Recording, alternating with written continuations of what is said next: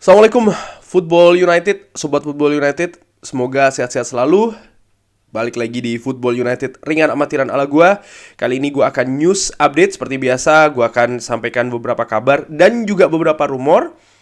Nah, keputusan akhir gua serahkan lagi ke Sobat Football United. Mau percaya mau enggak, it's fine. Oke, kabar pertama, ini official. Jadi Steve McNally yang merupakan dokter tim dari Manchester United setelah 16 tahun bekerja di Manchester United sebagai dokter tim, ini selesai. Wow. Ini tentu saja berita yang cukup mengejutkan menurut gue dengan amatiran. Siapakah yang akan jadi selanjutnya? Nah, ini juga menarik ya. Kabar lainnya dari Rob Dawson ESPN, gue ambil dari United Report, kalau Manchester United ini kembali dikaitkan dengan Yann Sommer ya, yang akan free transfer musim panas tahun depan dan akan melakukan kontak dengan perwakilan dari pemain tersebut karena kontrak dari pemain Borussia Mönchengladbach ini akan selesai akhir musim depan. Jadi per 1 Januari nanti akan dilakukan kontak terhadap wakil atau perwakilan dari kiper Yann Sommer. Tapi di berita lainnya, kalau Martin Dubravka yang sekarang ini dari Newcastle, ini kan status pinjaman. Ternyata rencananya dikabarkan memang akan dikembalikan lagi ke Newcastle, sementara pembicaraan kontrak bagi David De Gea ini terus akan berlanjut. Artinya kalau menurut gue dari kabar Rob Dawson ini, maka Manchester United ini mengincar Yann Sommer sekaligus juga ingin memperpanjang kontrak David De Gea. Jadi Yann Sommer dan juga David De Gea akan berada di dalam satu klub.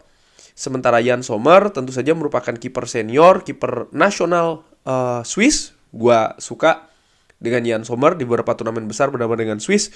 Walaupun di penampilan terakhir bersama Swiss kalah telak ya menghadapi Portugal, dan menurut gua penampilan dari Yann Sommer di pertandingan tersebut memang nggak banget sih. Cuman menurut gua oke, satu pertandingan di banyak pertandingan Yann Sommer ini bisa atau mampu tampil dengan brilian. Mudah-mudahan menurut gua ekspektasinya jelas gitu loh. Artinya siapa yang kiper utama, siapa kiper kedua. Karena kalau ini tidak jelas ya bisa seperti Dean Henderson, di mana sang pemain masih berharap untuk bisa menjadi kiper utama, sementara tim kepelatihan punya rencana yang lain. Akibatnya apa ya? Ada konflik kecil, katakanlah demikian. Sekarang Dean Henderson tentu saja bermain di Nottingham Forest dengan status pinjaman. Oke. Kabar lainnya ini masih seputar Cody Gakpo. Di wawancara, Cody Gakpo mengatakan kalau saya pernah berpikir tentang Manchester United, tapi itu tidak terjadi. Saya tidak bisa mengingatnya.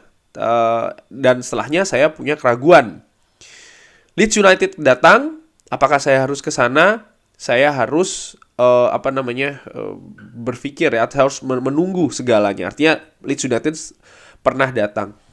Ini tentu saja membuka spekulasi kalau Cody Gakpo mengakui memang ada kontak dengan Manchester United di musim panas kemarin, seperti sudah diberitakan ya. Memang kontak yang terjadi itu dari kedua belah pihak. Artinya dari Cody Gakpo dengan Erik ten Hag itu ada komunikasi. Pihak Manchester United dengan PSV Eindhoven itu juga ada komunikasi lisan. Bahkan harga yang dibuka oleh PSV Eindhoven ke Manchester United sekitar 50 juta kalau tidak salah harganya. Itu Manchester United tidak menunjukkan keberatan dengan harga tersebut. Sementara Erik ten Hag sendiri dikabarkan sudah berkomunikasi dengan Cody Gakpo, itu bukan cuma sekali. Ini menunjukkan memang Erik ten Hag punya keinginan besar, menurut gue ada skema, ada sistem yang ingin dibangun dengan seorang Cody Gakpo di dalamnya. Hanya saja musim panas kemarin memang Manchester United konsentrasi atau prioritas utamanya ada di seorang Anthony, dan ini juga sudah dikabarkan kan di musim panas kemarin bahwa Cody Gakpo ini sebagai alternatif. Nah, sekarang dengan kepergian dari Cristiano Ronaldo, menurut gue semua kemungkinan ini sekarang terbuka kembali.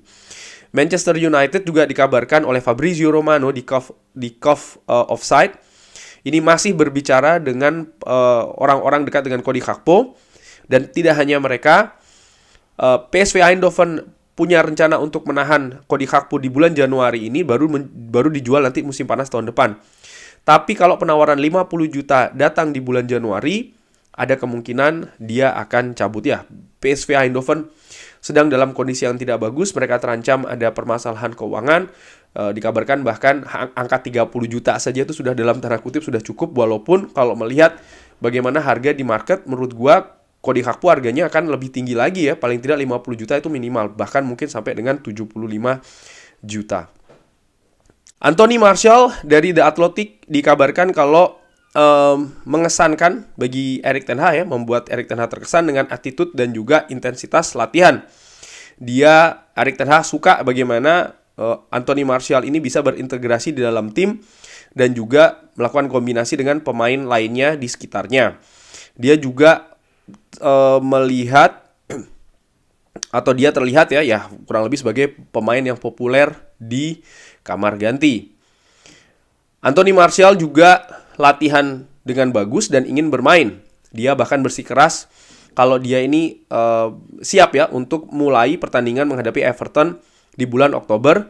Tapi setelahnya dia harus selesai setelah 29 menit. Erik ten Hag dan stafnya melihat sosok yang sangat kuat dengan talenta yang sangat spesial di diri Anthony Martial. Anthony Martial menurut gue bebannya akan besar di musim depan, karena sampai dengan bukan musim depan ya, tapi di tahun depan sampai dengan Manchester United mendatangkan striker baru, ya striker utama dalam tanda kutip akan diambil oleh Anthony Martial. Di preseason tentu saja penampilannya luar biasa bagus.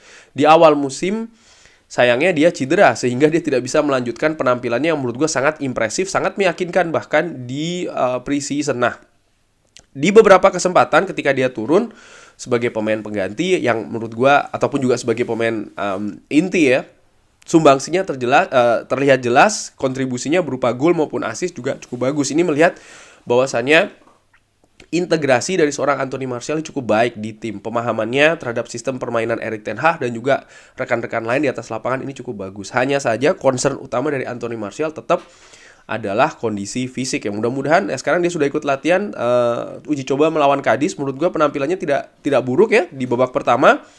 Bahkan menurut gue salah satu penampilan yang menonjol bagi Manchester United dibandingkan dengan pemain lain. Ya mungkin Zidane Iqbal yang tampilannya oke juga, tapi yang lain menurut gue nggak banget sih. Jadi hanya dua, yaitu adalah Anthony Martial dan juga Zidane Iqbal. Menurut gue ya ringan amatir. Nah kita lihat saja, mudah-mudahan pertandingan selanjutnya di tanggal 20 berapa gue lupa itu Manchester United akan menghadapi Burnley di ajang Cup ya, di ajang Piala FA. Nah ini menurut gue besar kemungkinan seorang Anthony Martial akan dimainkan di sana ya tanggal 21 di Carabao, bukan FA ya, Carabao menghadapi Burnley. Menurut gue besar kemungkinan Anthony Martial akan diturunkan. Mudah-mudahan dia bisa berperforma dengan baik. Kabar lainnya yaitu adalah Dean Henderson dikabarkan tidak ingin kembali ke Manchester United setelah masa peminjamannya selesai.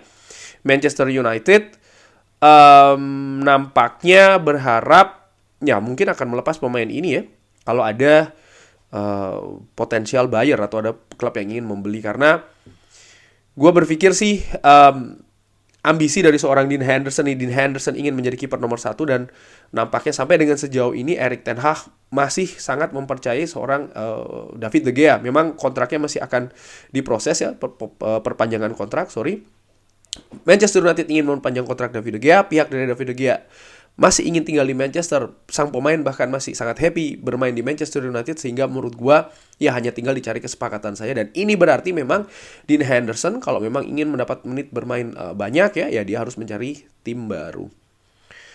Kabar terakhir, ini kabar penutupan, masih tentang Cody Gakpo. Dikabarkan sekarang PSV menginginkan 75 juta euro untuk Cody Gakpo di bulan Januari, dan Manchester United ini belum menyerah untuk mendapatkan Cody Gakpo dengan penampilan yang luar biasa di Piala Dunia bersama tim nasional Belanda, dan juga sejauh ini dengan PSV Eindhoven. Seperti yang gue katakan ya, harganya pasti akan lebih tinggi dari 50 juta. Itu gue perkirakan 65 ataupun 75 juta mungkin range-nya, atau bahkan bisa lebih ya sampai 80 juta nih akan berada di angka tersebut. Apakah ini akan ada add on? Itu bisa banget ya. Hanya saja pasti PSV Eindhoven meminta atau membandrol harga yang sangat tinggi, karena Cody Gakpo ini pemain yang sangat luar biasa, kontribusinya juga luar biasa. PSV tahu itu, dan PSV juga nanti setelah kehilangan Cody Gakpo harus mencari gantinya kan di bulan Januari, mencari pemain yang bisa langsung memberikan immediate impact ya, dan tentu saja pemain dengan tipe seperti ini kan harganya akan tinggi. Di samping juga PSV Eindhoven punya potensi permasalahan finansial yang harus ditutup ya kan, dan ya value market dari Cody Gakpo sedang tinggi sih. Itu saja kurang lebih news update ringan amatiran. Terima kasih sudah menyaksikan. Jangan lupa like, subscribe. Wassalamualaikum warahmatullahi wabarakatuh.